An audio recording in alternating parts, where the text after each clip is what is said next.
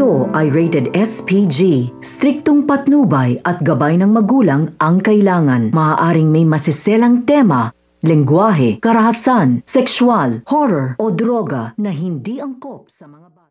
Welcome back mga ka-episode plus at narito mga dapat nating abangan dito nga lang sa Stolen Life kung saan nasundan nga nito ni Farah itong si Lucy sa pagkikitaan nga sana nga nila nito ni Darius dahil ayaw nga niya na magkita ang dalawa.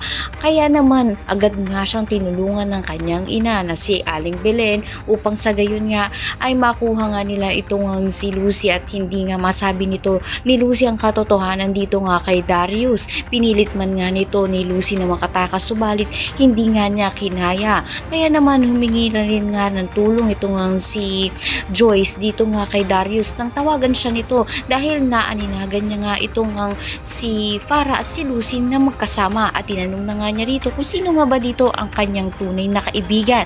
Kaya naman ang masundan niya nga ito ay nagulat nga siya sa nasaksihan nga niya at kanyang narinig. Dahil sa nasundan na nga nito ni Darius itong si Lucy at si Farah ay dito niya na nga makukumpirma na tama ang sinasabi nga ng tunay nga niyang asawa na si Lucy na pinagpalit nga lang nito ni Farah ang kaluluwa nga nila.